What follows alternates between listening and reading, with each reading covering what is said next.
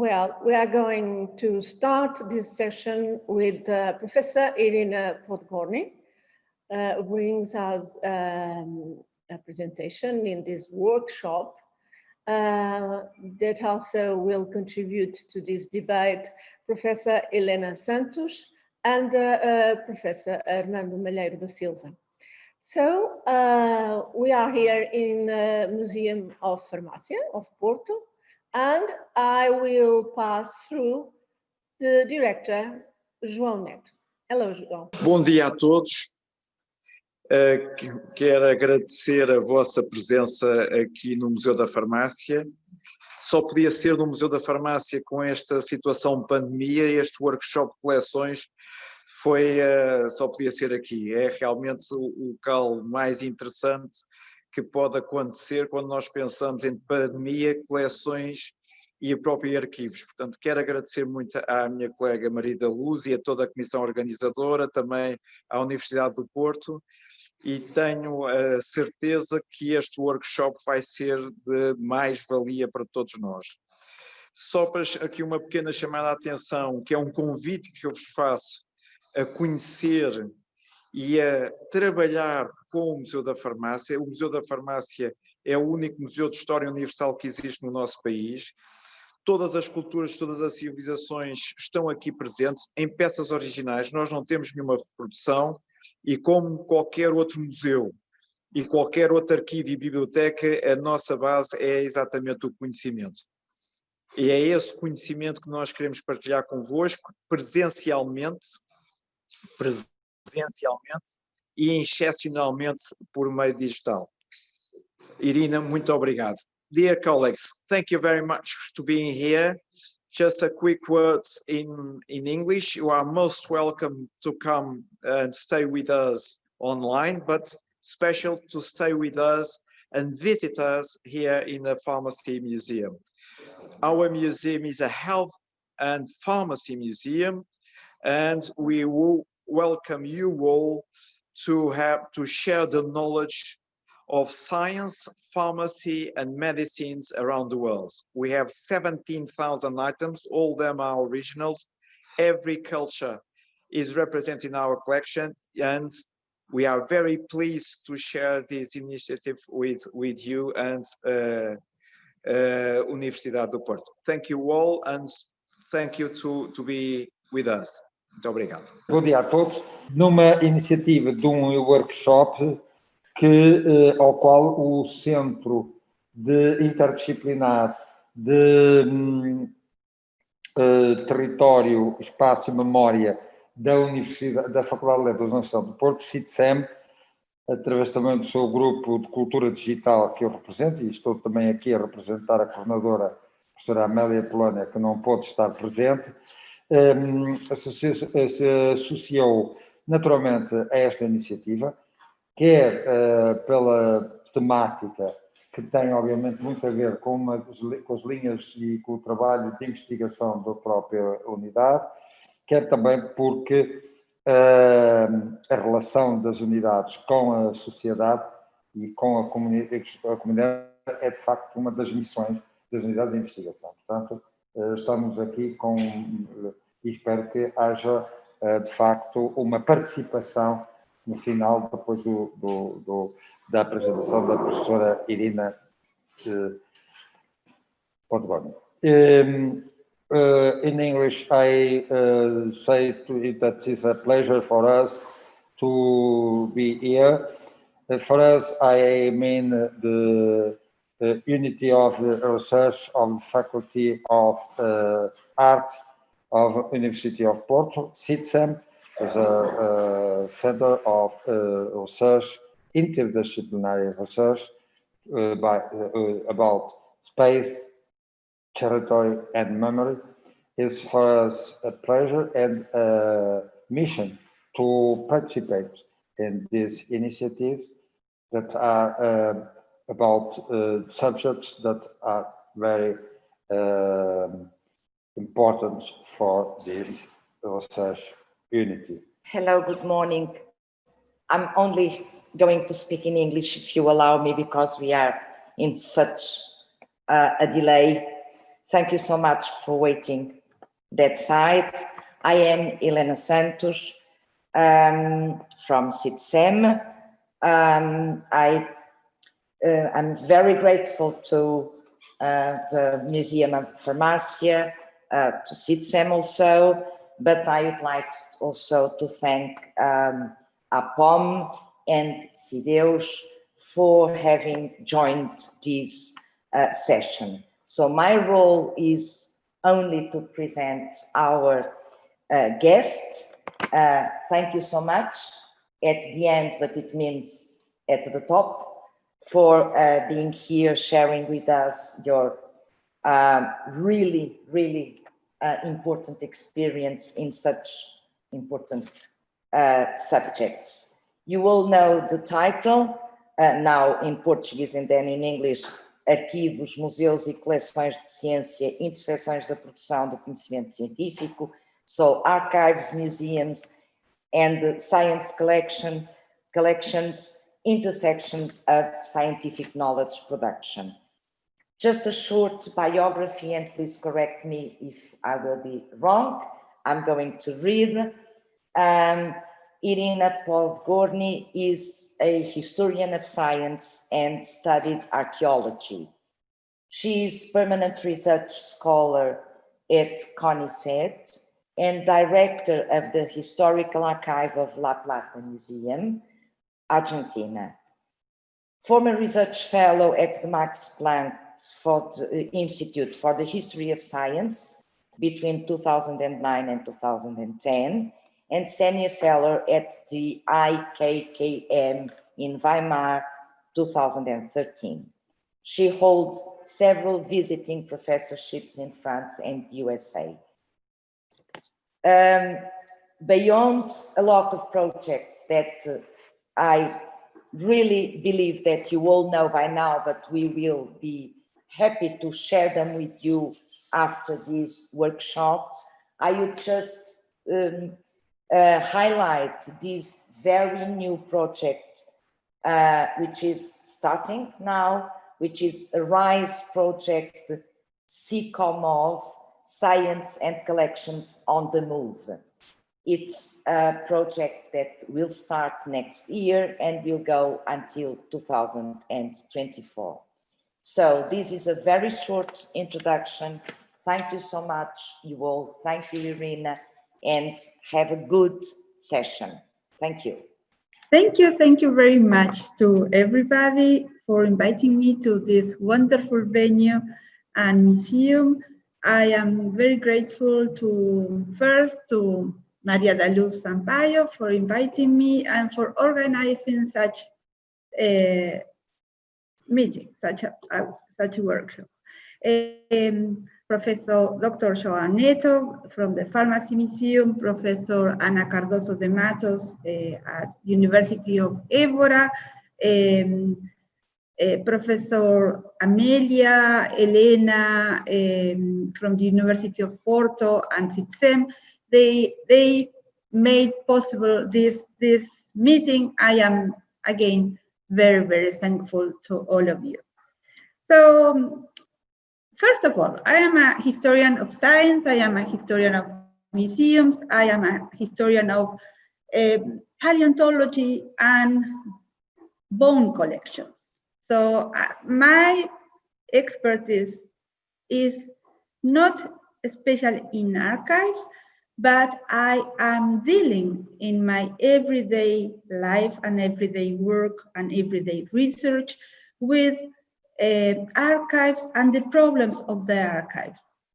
The different problems archives had in the past and have in the present, but also with the possibilities the archives provide us, historians of science, and historians of museums, for connecting the collections with the information these archives may have kept.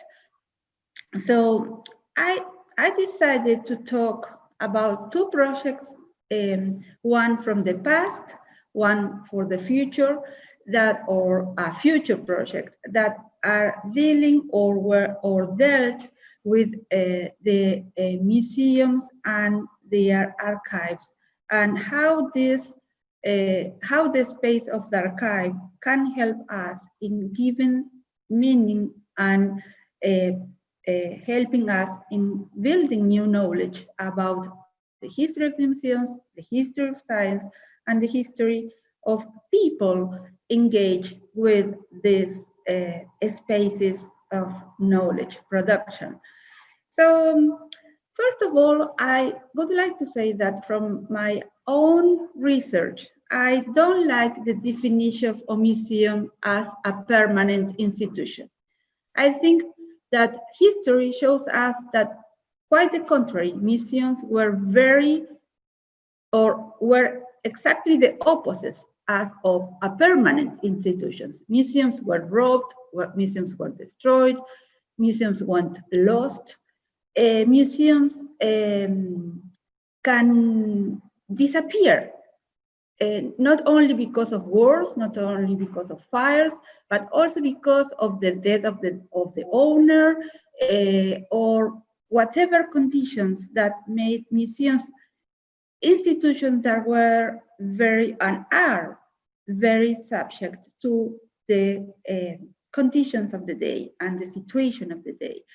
So, and on the other hand, when you observe how museums worked or accumulated things in the past, contrary to the idea that museums were centers of calculation, center of computation, and centers of accumulation, one can see the museum also as a center of disorder, center of dispersion, relays of dispersion. Things were gathered there, were displayed there, or are displayed there, were used, but also things went lost in the museum. So when you read the reports from the 19th century, from the early 20th century, you see that the problem in the museum is not order, but the main problem is disorder. And how to deal with the problem of disorder, how to deal with the lack of staff, how to deal with the lack of trained bureaucracy that can keep the records of things entering into the museums that without records went lost, and no one knows where these objects are coming from, what are they, and so on. So this was a situation, for instance, in Germany. I am not talking only about Latin America. This was the situation and the description of the museums in Germany, in Berlin, in London, to such an extent that the British archaeologist William Flinders Petrie, early in the 20th century, defined the museums as a cemetery of murdered evidence. So, es un cementerio, una tumba de pruebas asesinadas, murdered evidence.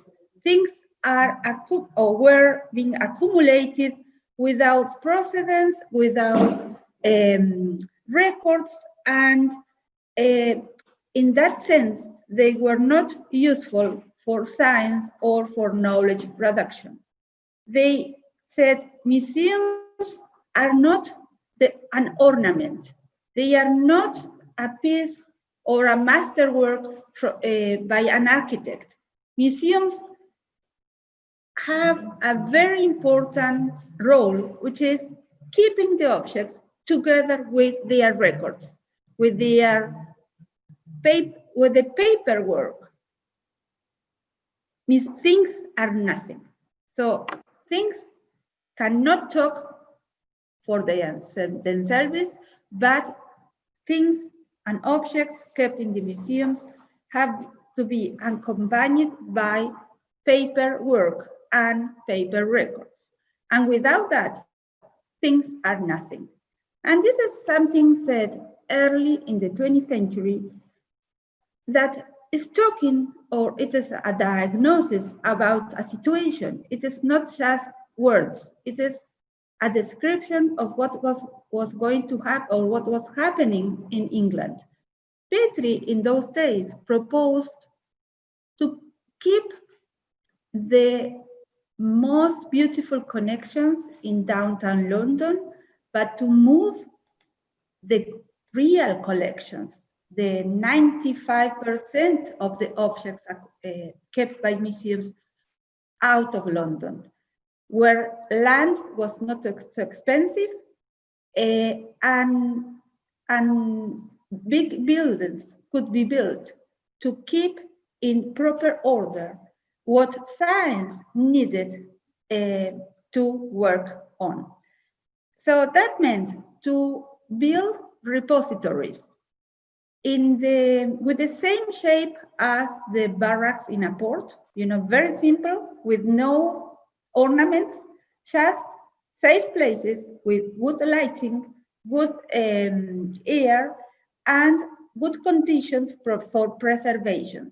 So scientists, in fact, were more concentrated in having good buildings for preservation for the future than in having nice buildings in downtown capitals to exhibit things. And this, I think, this is a very important question about the role of museums for scientific production and knowledge production in the past, but also in the present. The relationship to the location of the museum, the role of the museum, the role of the collections, and the awareness that a museum is not only what is exhibited, but also the possibilities the collections give for producing new knowledge. So there is a role connected with public education, connected with exhibition, but a museum without research, without new knowledge production is nothing. And so these are some of the questions that I wanted to share with you regarding why I and not only myself, but also my research team in La Plata, at the Museum of La Plata, is working with the archive, and why we spend time and money, not our money, but money found in different places, to help in keeping the records of the collections that are stored in La Plata Museum. La Plata Museum is right now a museum that belongs to the National University of La Plata. The University of La Plata is a university founded in 1906, early in the 20th century. It is 60 kilometers south from Buenos Aires. It's the capital of the province of Buenos Aires. It's a new city founded in 1882 to solve the problem posed by the city of Buenos Aires, which was at the same time the capital of the country and the capital of the province. With the creation of La Plata, this political problem was solved. It's a city that didn't exist, and it started in 1882. 2 years later, the Museum of La Plata was opened, or was inaugurated, and it was a museum that it is the first museum in Latin America that has a building especially built for a museum. So it is the only case, it was the only case for many years. It was not the case of the museum, of the National Museum in Rio de Janeiro. It was not the case of the museums of Mexico, or even in Lima, in Peru, the big, even in Buenos Aires, the National Museum. So because there was a public museum in the city of Buenos Aires, established 1823, but the main problem, all of those museums, was the building. So because there were collections and people, private collectors accumulating things, but there were no space, or it was always a conflict to find an old building to put the collection. So for instance, the Museum in Buenos Aires was located in a small colonial building in downtown Buenos Aires, 200 meters from the political center of the city. But contrary to the Museum of Buenos Aires, La Plata emerged with a new building, a neoclassic building with brick reminiscences, and it was described a Greek temple in the middle of the Pampas.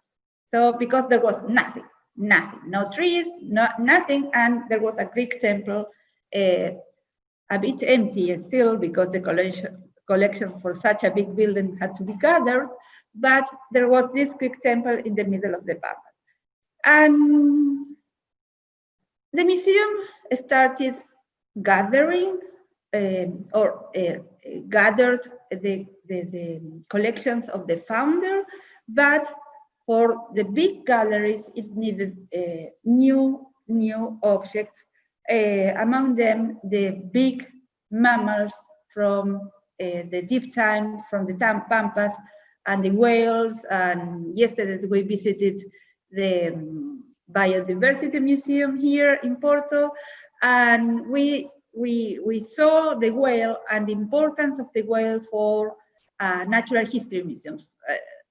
Many years ago, I wrote an article that then changed the title, but the title was, "We all need a whale hanging from the ceiling," because this was the model to display the dimension of nature through a whale hanging from the ceiling. And La Plata Museum has many whales hanging from the ceiling. So the thing is that La Plata Museum is also connected with the campaigns against the native population and the emerging of the consolidation of the discipline of anthropology in the second half of the 19th century. This, the La Plata Museum was defined as has a continental scope. It was not only for displaying Argentinian objects, but it wanted to be a South American display with objects coming from the neighboring countries, Brazil, Peru is not neighbor, but it was close by. So trying to show a kind of South American history that started in the geology of the territory and went through the contemporary times. So the original La Plata Museum was not a natural history museum, but it was a general museum, such as was the National Museum in Buenos Aires, that started with the rocks from the Argentinian territory and South American continent, and went through the industrial advancements and the arts of contemporary Argentina. The problem with the La Plata Museum was that there was no money. So at the beginning, the governor gave the money to build such an impressive building, but when the governor changed, the next governor was not so happy with that institution and said, why we need such a big place? It is not useful and we don't have money. So there was another, so one of the many Argentinian crises. So money was not so much. And so they decided to, and the director with those arguments and crises started changing the goals of the museum. And this is another element that speaks how museums had have to deal with politics and how they have to change their goals depending on the requirements of the day and the arguments that they think they can use to get more money. So contrary to this idea that museums are part of the or an instrument of power, and contrary to the idea that they are designed for running government politics. What you see is that museums are very fragile, that they have to be adapted every 4 years in the Argentinian case to the changes in the politics and in the adapting to the economic crisis. And then you see that these museums that was born as a general museum changed every 3 years the purpose of their existence. So either for surveying the frontiers or to help in the national census, you know, the goals and the purposes of or the explanation of for the reasons of existence of the museums and the need of having for having people, staff, and money to run the institution change all the time, and without the abilities of lobbying and dealing with politicians, the museum couldn't survive. So the problem is that the museum, the staff of the museum was not big. The building was big, but it was not a staff. So keeping records without the proper bureaucracy is very difficult. If you compare with the private museums, such as the Field Museum in Chicago, visited by the Europeans, admired by the bureaucratic system they have. So they didn't admire the collections or only the collections, but they admired the bureaucracy of the museum. So people in charge of keeping records. So, and people that design new cards, how to track the objects in the museum. That was most important, and that was the modern scientific aspect of the Field Museum, connected with the lack of a bureaucracy in European institutions or in the case of La Plata Museum. So the problem is that you collect things, but you don't have the staff to say, well, arrivals from when, a short description, all those kind of things were done, but in a different pace at from the arrival of the object. So things arrived, but it took time to keep the pace of the arrival of things. So, and instead of improving along the years, the situation worsened because more objects, more people, more scientific staff, but not enough bureaucratic staff. I am a very fan of bureaucracy. I think bureaucracy is the modern way of administration and keeping record of things. But anyway, so the thing is that in the 1930s, the first attempts at having an archive of the past of the museum was established, but another problem of the La Plata Museum was that every scientific department, anthropology, paleontology, botany, zoology, were not very eager to answer to the requirements of the director. So, and they were very independent, and not everybody in the case of the instruction of gathering all the documents in a general archive, many of the departments kept their own records in the department, and the general archive started, but was not a completed project.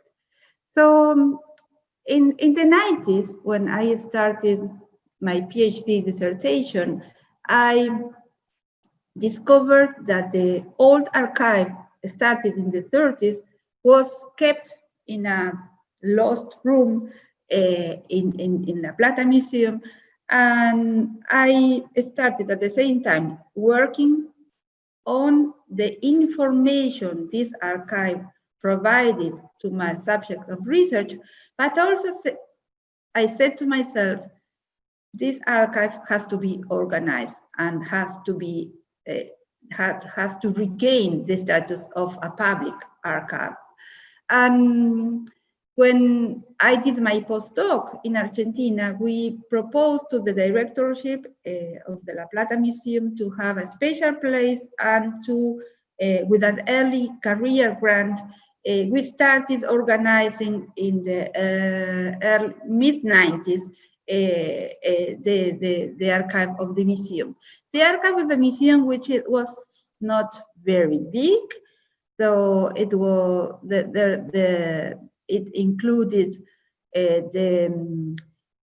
some of the secretaries' records, some letters, some reports, but one cannot find in the La Plata Museum the archives of the scientists working there. Because of this fragility of the institution, archives were kept in private hands. So, but the La Plata Museum now is a collection of the administrative papers. One individual left their collections there, a geologist. So many letters connected with the administration of the collections, many letters offering collections to La Plata Museums, many letters from the public. And I think this is one of the richest documents we have, because in those letters, you can see how the museum was perceived by the general public, trying to sell, trying to ask for a visit, but also trying to ask for recommendation of the director of the La Plata Museum for obtaining the rent from the government. So I think this kind of letters are very important, because they reflect that even when the director has no power to obtain a rent for a normal person, but the museum was perceived as a center where you can go to the main politicians, which was not the case. So, but there was a department of photography. As you probably know, photography is scientific illustration is very important for scientific publication. And La Plata Museum has, at the beginning, not only its own press for printing their own publications, but also a workshop for photography. So with plate negatives, but these photographs were kept in the same laboratory established in the past, and even when in the past there were attempts to list the photographs were deprived of their information. So maybe you know, the British Library has a program called the Endangered Archives Program, and we applied for a grant from the British Library. We got the grant with this project, which I'm showing here, right? It is the project was called Faces Drawn in the Sand. It is it's a phrase taken from Foucault, the end of Foucault, the order of things, right? Las palabras y las cosas, when they say that the humanity could be just a face drawn in the sand. And with this idea of vanishing, because it was a metaphor, but also was a description of what was going on with the photographs. Faces were vanishing from the negatives. And so we applied for this project for digitizing the photographs stored at La Plata Museum with a focus on the anthropological collections. And well, this is online. This is the page of the archives, because once you do the digitization local, the project, or the condition of the project was you keep the originals, you keep the master copies in your own country if you have the conditions for doing so, and you send a copy to the British Library, and with the listing and the you provide with information you recovered. And so it was a 2.5 year project with a team of young researchers, young historians of science, and it was a very, I think it was a very important project. But this is the photograph used on the web page. But here you have, so for those wanting to see what we did or what collections were digitized, these are the collections and albums we did.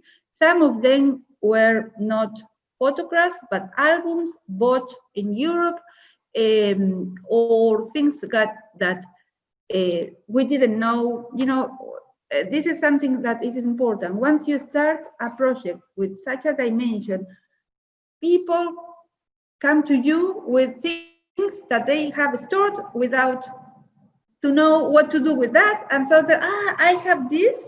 And so some of the collections appeared thanks to the project, because they attracted, the project attracted people and new things kept in the museum, but lost. And we discovered in the museum lost collections. The page has a very nice description provided by us of what is the museum, what we did, how we classified the collections. We tried to keep the original order, but the original order was in many cases lost. And we did training. So we trained people with, we hired people from the field of archival sciences to teach us how to manage this. So in this main page, you have all the training we did. And for those of you interested, you have here the access to the materials digitized during the project. So, for instance, I will open one.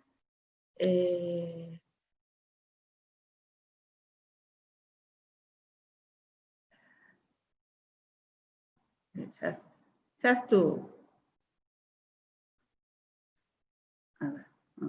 view digital. So I think this is something very interesting. So all the things are listed here. You can access from wherever you are to our collections.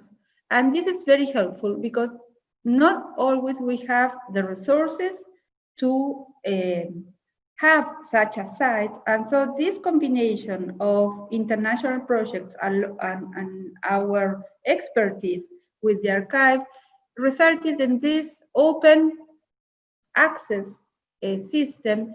We keep the copyright of the photographs, but they can be accessed. And now it is on the internet, and with the information we can gather and attach to the pictures that were kept without much information.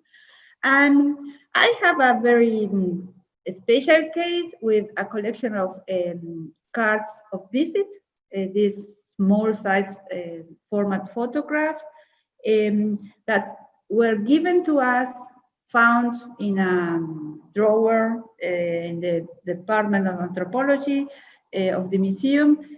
One of the people working there came to us with the collection. It was a small collection. And I was working on those days I am still working on that, but I was especially engaged on the itineraries of an Italian charlatan who had a traveling museum in South America. It was in the 1870s, 80s. And he went with his traveling museum to Paraguay, Argentina, Paraguay, Bolivia, came back to Argentina, and in Buenos Aires, he sold his traveling collection to the Museum of La Plata. We knew that. We knew that this charlatan sold the anthropological collection to the museum, but I knew that he had a collection of photographs, the charlatan, from the ruins of Tiahuanaco in Bolivia, from ethnographic characters in Bolivia, but we thought that the photographs went lost. These cards de visite were part of his collection because on the other side there was a dedication to him, to the Commendatore Benati, who cured me and treated me with the special medicaments he has, and then we connected the story of this itinerant charlatan with this ephemeral collections he had in his travel museum, with the history of the museum and the history of the collections. And I think these possibilities of connecting the archive with the research, it is a very important opportunity when you use the archive and you explore in the small details the archive can provide you. Because I think the history of museum is also kept in these small details, in the reverse of a card de visite. And sometimes current curators that don't know how to connect the history of the objects with this itinerant life of the objects that before arriving to our days lived a very, very intense life. So, and with these ideas, we propose with my colleague from Le Mans in France, the University of Le Mans, my colleague Nathalie Richard, a historian of archaeology, we propose this year, in March this year, European project, a RISE European project for mobility called Psychomove, Science and Collections on the Move, with the main goal of promoting a network of exchange of Latin American and European scholars, curators, and scientists to help in connecting archives, collections, and provincial museums. We are working right now not with the main museums from the capitals, you know, not with the big museums from London, Paris, or Berlin, but with those small collections kept in provincial places. And with provincial, we don't mean, so it is just an administrative category. It is not, we don't want to use periphery, which is very contested, and we don't like periphery at all.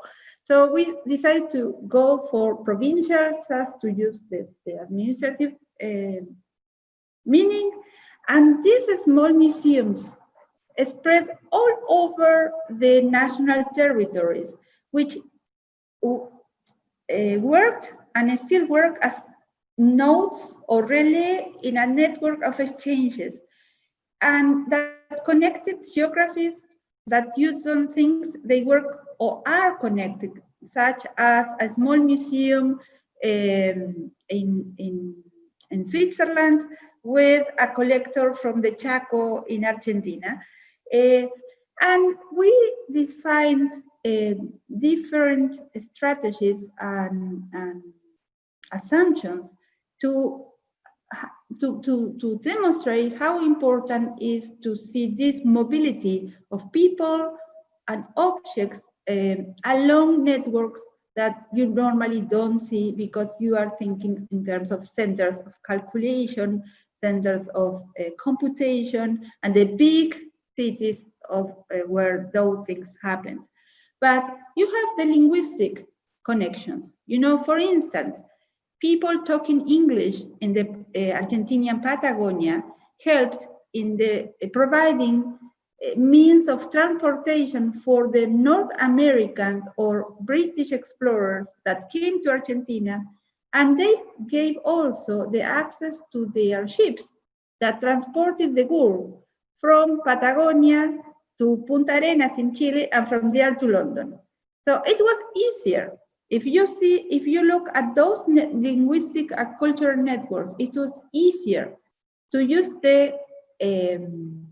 this infrastructure connected with the British communities, which included the Portuguese, because those who conducted the ships were Portuguese, talking English. It was easier for people coming from England or North America to communicate and to ship the bones via Punta Arenas to London or to North America than for the Argentinians that has to use the ships from the States, and they have no connections in Patagonia to export things. So these linguistic connections, these cultural connections, Italians traveling through a network of Italians, Germans traveling through a network of Germans, and providing things not to the main museums, but to the cities and to the museums or the collections where they had been born.